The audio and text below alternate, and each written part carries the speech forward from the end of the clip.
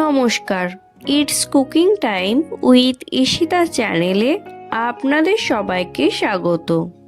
উত্তর ভারতের প্রসিদ্ধ খাবারগুলির মধ্যে একটি হলো আলু কুলচা। তবে এই নরম তুলতুলে কুলচা তেল দিয়ে নয়, জল দিয়ে বানিয়ে দেখাবো। কুলচাগুলো কিভাবে নরম তুলতুলে এবং বানানোর অনেকক্ষণ পর্যন্ত ফুলকো থাকবে তার জন্য থাকছে অনেক ইম্পর্টেন্ট টিপস। তাহলে দেখে নেওয়া যাক আজকের রেসিপিটি। কুলচা বানানোর জন্য একটি পাত্রে আগে থেকেই 500 গ্রাম ময়দা নিয়েছি। এবার এতে দিলাম 1.5 চামচ লবণ, 1.5 চামচ আইসিং সুগার।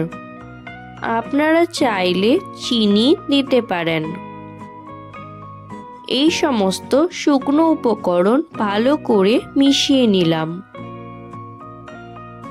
এবার মাঝখানে এই রকম ফাঁকা করে নিলাম। এখানে 150 গ্রাম টক দই দিয়ে দিচ্ছি। টক দইয়ের উপরে দিলাম 1.5 চামচ বেকিং পাউডার এবং 1/2 চামচ বেকিং সোডা। বেকিং পাউডার এবং বেকিং সোডা এই রকম দইয়ের উপরে দিচ্ছি যাতে ইনস্ট্যান্টলি ফার্মেন্ট হতে পারে। কিছুক্ষণ অপেক্ষা করবেন, দেখবেন দইটা আস্তে আস্তে ফার্মেন্ট হতে শুরু করেছে। আর বেকিং সোডা বেকিং পাউডারের পরিবর্তে আপনারা ইনো ব্যবহার করতে পারেন। এই স্টেজে আপনাদের দিয়ে দিতে হবে 1 টেবিল চামচ রিফাইন্ড অয়েল। এর থেকে বেশি তেল দিলে কুলচা খাস্তা হয়ে যাবে। তখন কুলচাতে যে তুলতুলে ব্যাপারটা থাকে সেটা আর থাকবে না। এবার দেখতে পাচ্ছেন দইয়ের সাথে ময়দা খুব ভালো করে মিশিয়ে নিচ্ছি। ভালো করে মেশানো হয়ে গেলে অল্প অল্প জল দিয়ে ডো আবারও মেখে নিতে হবে। আর এটা যে খুব একটা শক্ত হবে তা কিন্তু একেবারেই নয়। এটা আপনাদের নরম করে মেখে নিতে হবে। আমি যেভাবে জল দিয়ে বারে বারে মেখে নিচ্ছি, আপনারাও এইভাবেই বারে বারে জল দিয়ে মেখে নেবেন। তাহলে কিন্তু বেশি পাতলা হওয়ার সম্ভাবনা থাকবে না।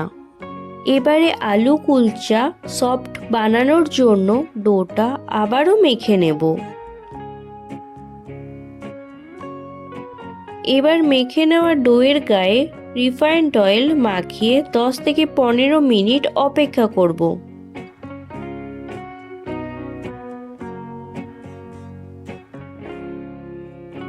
আলু কুলচা বানানোর জন্য পুর রেডি করে নেব। তার জন্য নিয়েছি ম্যাশ করা আলু। এখানে মাঝারি সাইজের 2টো আলু সেদ্ধ করে নিয়েছি। এবার এতে দিলাম 1 চামচ বিট লবণ,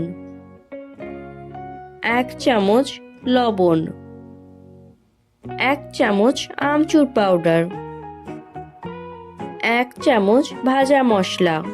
এতে আছে শুকনো কড়াইতে ভেজে নেওয়া ধনে, জিরে আর মৌরি, 1 চামচ গুঁড়ো করা আদা। আপনারা চাইলে গ্রেট করে নিতে পারেন। ঝালের জন্য দিলাম 1 চামচ শুকনো লঙ্কার গুঁড়ো, 1 চামচ কুচনো ধনেপাতা। ভিডিওটি ভালো লাগলে একটি লাইক, কমেন্ট এবং অসংখ্য শেয়ার করবেন। আর যারা এখনো পর্যন্ত চ্যানেলটিকে সাবস্ক্রাইব করেননি তারা অবশ্যই চ্যানেলটিকে সাবস্ক্রাইব করে দেবেন। সমস্ত কিছু ভালো করে মিশিয়ে পুর রেডি করে নিলাম রেস্টে রাখার জন্য। দেখুন আলু কুলচার ডো কতটা সফট হয়েছে। এবার ডো আবারও ভালো করে মেখে নিচ্ছি। এবার ডো থেকে লেচিগুলো কেটে নিচ্ছি। এবারে একটা লেচি নিয়ে বাটির মতন করে এর ভেতরে আলুর স্টাফিং এইভাবে ভরে নিচ্ছি।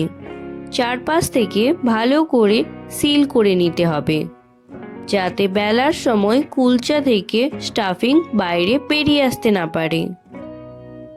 এবার লেচির ওপরে এইভাবে হালকা করে চাপ দিয়ে বেলনিতে করে আস্তে আস্তে এইভাবে লম্বা করে বেলে নিতে হবে।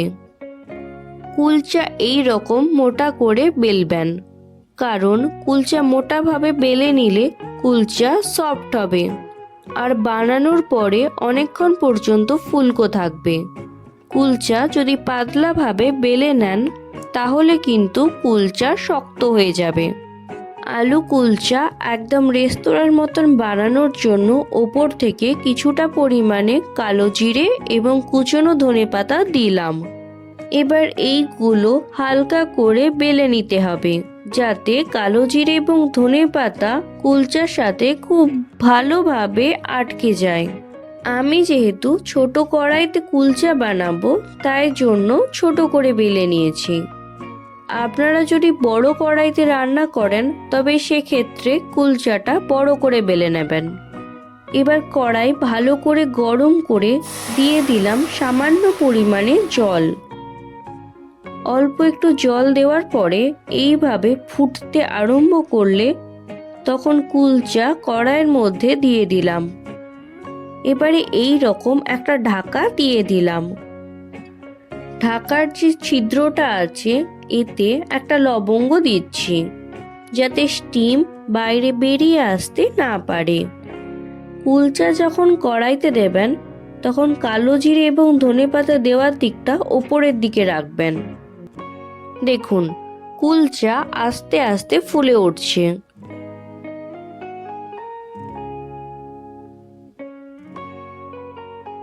এবারে ওপর থেকে অল্প করে তেল দিয়ে দিলাম। আপনারা চাইলে বাটার বা গাওয়া ঘি দিতে পারেন।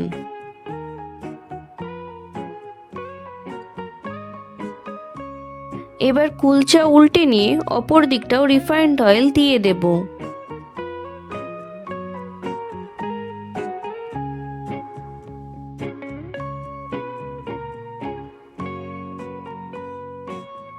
এবারে হালকা কয়েক সেকেন্ড রেখে তুলে নিলাম। বেশিক্ষণ রাখলে ধনেপাতা পুড়ে যাবে।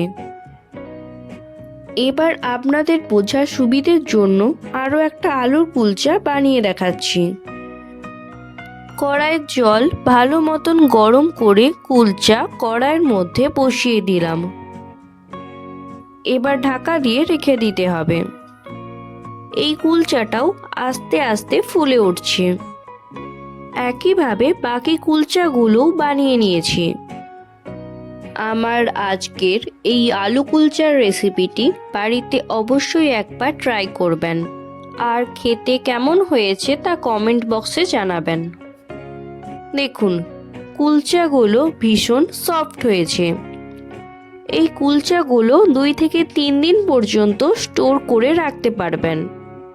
আবার কোথাও ট্রেনে বা বাসে ট্রাভেল করলে খাবার জন্য নিয়ে যেতে পারেন। তাহলে আজ এখানেই বিদায় নিচ্ছি। দেখা হবে অন্য একটি ভিডিওতে। ভালো থাকবেন। ভিডিওটি সম্পূর্ণ দেখার জন্য ধন্যবাদ।